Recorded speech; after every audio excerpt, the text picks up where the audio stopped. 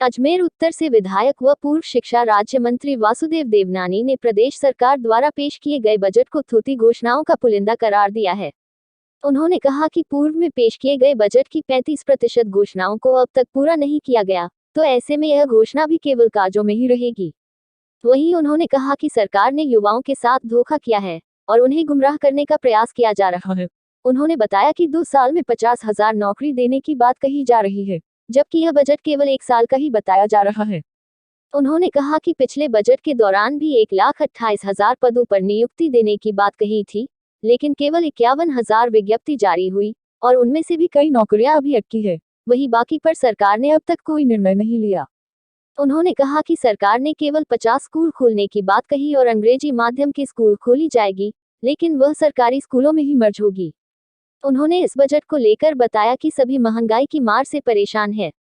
ऐसे में petrol, diesel के रेट को कम कर राहत दी जानी चाहिए थी और बिजली की दरों में भी कमी की जानी चाहिए थी। ऐसी विभिन्न बातों की जानकारी देते हुए उन्होंने इस बजट को थोथी घोषणाओं का पुलिंदा बताया है। राजस्थान का माननीय मुख्यमंत्री ने बजट प्रस्तुत किया, वह केवल कागजों में थोथी घोषणाओं का एक पुलिंदा है, क्योंकि गत 2 वर्षों में जो बजट प्रस्तुत हुए उसमें से 35% बजट की घोषणाएं तो अभी ज़मीन पर आई नहीं और बाकियों में काम चल रहा है। तो इन घोषणाओं का कब होगा, क्या होगा, इसका अंदाज़ा लगाया जा सकता है। साथ में इसमें युवाओं के साथ बहुत बड़ा धोखा किया गया है।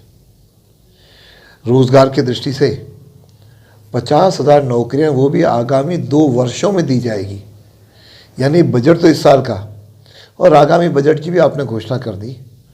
और साथ में गत 2 वर्षों में 1,28,000 पदों की भरने की घोषणा हुई थी, उसमें से अब तक विज्ञप्तियां ही केवल 51,000 की विज्ञापित हुई हैं। बाकी तो कहीं कोई पता ही नहीं कि कहाँ हैं नौकरियां। तो जब 51,000 की अभी कब उनकी नियुक्तियां होंगी, उन 1,28,000 में से एक की भी नियुक्ति गत 2 वर्षों में नहीं हुई है। तो इन अगले 2 वर्षों में 50,000 का क्या होगा, जबकि इससे अधिक लोग तो रिटायर भी हो रहे हैं।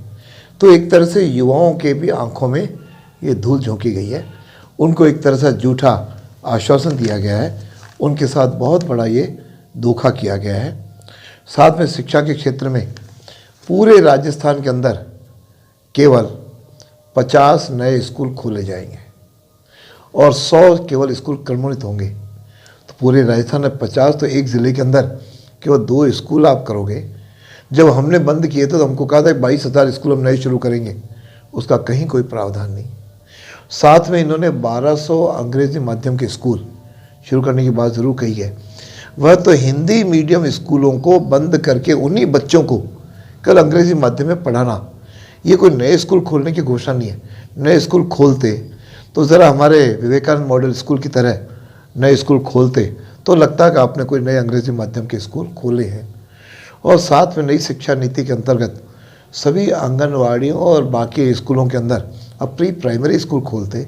आपने केवल pre primary Vivekananda model school में कह करके एक झुंझुना बता दिया है। और बाकी भी मेडिकल से जुड़ी हुई कई घोषणाएं केवल आगामी वर्षों में खोले जाएंगे, जैसे यहाँ के मेडिकल कॉलेज को स्थानांतरित करना, ये हमारी पुरानी योजना है। उसके लिए भी अभी ज़मीन कायड़ में देखेंगे, फिर उसका निर्माण शुरू होगा। मैं समझता हूँ कि इस तरह के एक आयुष महाविद्यालय स्थापित करेंगे और साथ में कहीं एक क्रिटिकल ट्रॉमा सेंटर तो यहाँ बना हुआ है, लेकिन ट्रॉमा सेंटर में पद आज तक इन्होंने नहीं भरे, केवल घोषणाएं करके। कई इन्होंने अपने कम्युनिटी हेल्थ सेंटर, कई आपने प्राइमरी हेल्थ सेंटर की घोषणा, लेकिन डॉक्टर्स कहाँ हैं?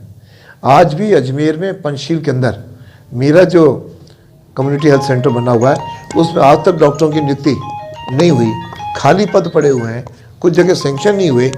इस तरह थोथी घोषणाएं करके केवल जनता को भ्रमित कियाने का प्रयास किया गया है, न शिक्षा के क्षेत्र में, न हेल्थ के क्षेत्र में और न युवाओं के रोज़गार के क्षेत्र में किया है। और साथ ही जनता जिससे महंगाई से निजात पाना चाह रही थी, पेट्रोल डीजल पर 1% भी वेट नहीं घटाया, जबकि इन्होंने पिछले 2 साल के अंदर 12% वेट बढ़ा करके गत दिनों 2% घटाया।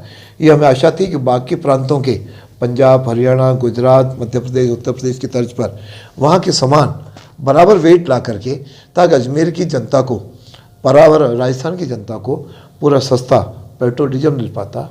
इवन बिजली के प्रति यूनिट जो राजस्थान में 13.5 रुपये प्रति यूनिट पड़ रहा है, न कहीं स्थायी शुल्क में कमी, न कहीं कोरोना टैक्स में कमी और न कहीं सेस में कमी, इस तरह मिला करके महंगी बिजली जो जनता को दी जा रही है, मैं समझ आम जनता को भी किसी तरह की कोई राहत नहीं गई है। केवल अपने आकाओं को खुश करने के लिए इन्होंने राजीव गांधी वॉलंटियर्स नियुक्त करने और राजीव गांधी मित्र नियुक्त करने की बात की गई है। बेरोजगारी भत्ते भी केवल 1,60,000 को मिल रहा है, जबकि 39 लाख से अधिक बेरोजगार हैं। इस तरह मुझे लगता है कि सारे फ्रंट पर यह बजट केवल जनता को भ्रमित करना, उनकी आंखों में चकमा देने के बराबर है।